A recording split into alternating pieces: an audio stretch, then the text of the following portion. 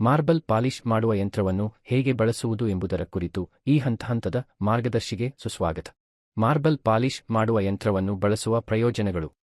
Marble polish ಮಾಡುವ ಯಂತ್ರಗಳು ಅಮೃತಶಿಲೆಯ ಮೇಲ್ಮೈಗಳಿಗೆ ಹೊಳಪು ಮತ್ತು ಮೃದುತ್ವವನ್ನು ಪುನಃಸ್ಥಾಪಿಸುತ್ತವೆ. ಇದು ಮಾಡಿಗಳು, ಕೌಂಟರ್ ಟಾಪ್ಗಳು ಮತ್ತು ಇತರ ಪ್ರದೇಶಗಳಲ್ಲಿ ಅವುಗಳ ಸೌಂದರ್ಯದ ಆಕರ್ಷಣೆ ಮತ್ತು ದೀರ್ಘಾಯುಷ್ಯವನ್ನು ಕಾಪಾಡಿಕೊಳ್ಳಲು ಮುಖ್ಯವಾಗಿದೆ.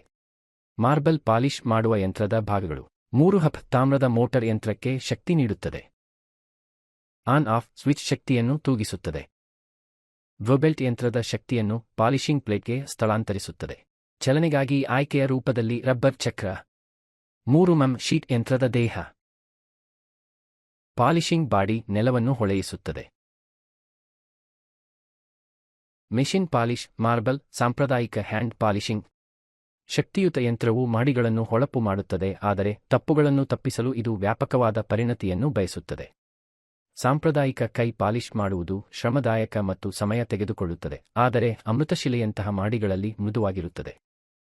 ಸುರಕ್ಷತಾ ಮುನ್ನೆಚ್ಚರಿಕೆಗಳನ್ನು ಅನುಸರಿಸಬೇಕು. ಯಾವಾಗಲೂ ಸುರಕ್ಷತಾ ಕನ್ನಡಕಗಳು, ಸುರಕ್ಷತಾ ಕೈಗವಸುಗಳು, ಸುರಕ್ಷತಾ ಮಾಸ್ಕ್, ಏರ್ಪ್ಲಗ್ಗಳು, ಸುರಕ್ಷತಾ ಬೂಟುಗಳು ಮತ್ತು ಸುರಕ್ಷತಾ ಜಾಲವನ್ನು ಬಳಸಿ ಕೆಲಸ ಮಾಡುವಾಗ. ಸರಿಯಾದ ಕಾರ್ಯಾಚರಣೆಗಾಗಿ ಪ್ರತಿ ಬಾರಿ ಡ್ರಿಲ್ ಅನ್ನು ಪರಿಶೀಲಿಸಿ. ಉಪಕರಣವನ್ನು ಹೇಗೆ ಬಳಸುವುದು. ಸೂಕ್ತವಾದ ಪ್ಯಾಡ್ಗಳನ್ನು ಆಯ್ಕೆ ಮಾಡಿ ಮತ್ತು ಅವುಗಳನ್ನು ಯಂತ್ರಕ್ಕೆ ಸಂಪರ್ಕಿಸಿ. ಲಭ್ಯವಿದ್ದರೆ ಇದಕ್ಕೆ ಸಂಪರ್ಕಪಡಿಸಿ. ಯಂತ್ರವನ್ನು ತಂಪಾಗಿಸಲು ನೀರಿನ ಮೂಲ. ವೇಗವನ್ನು ಕ್ರಮೇಣ ಹೆಚ್ಚಿಸುವ ಮೊದಲು ನಿಧಾನಗತಿಯ ವೇಗದಲ್ಲಿ ಹೊಳಪು ಮಾಡಲು ಪ್ರಾರಂಭಿಸಿ. ಒಂದಷ್ಟು ದಪ್ಪದ ಗ್ರಿಡ್ ಪ್ಯಾಡ್ನಿಂದ ಪ್ರಾರಂಭಿಸಿ, ಹಂತಹಂತವಾಗಿ ನಾಜೂಕಾದ ಗ್ರಿಡ್ ಪ್ಯಾಡ್ಗೆ ಬದಲಾಗಿರಿ. ಪ್ರಕ್ರಿಯೆಯ ಸಮಯದಲ್ಲಿ ಸಹ ವ್ಯಾಪ್ತಿಗಾಗಿ ಪರಿಶೀಲಿಸಿ. ಅತ್ಯುತ್ತಮವಾದ ಗ್ರಿಡ್ ಅನ್ನು ಬಳಸಿ, ಮೇಲ್ಮೈಯನ್ನು ಸಂಪೂರ್ಣವಾಗಿ ಸ್ವಚ್ಛಗೊಳಿಸಿ ಮತ್ತು ಬಯಸಿದಲ್ಲಿ ಸೀಲರ್ ಅನ್ನು ಅನ್ವಯಿಸಿ.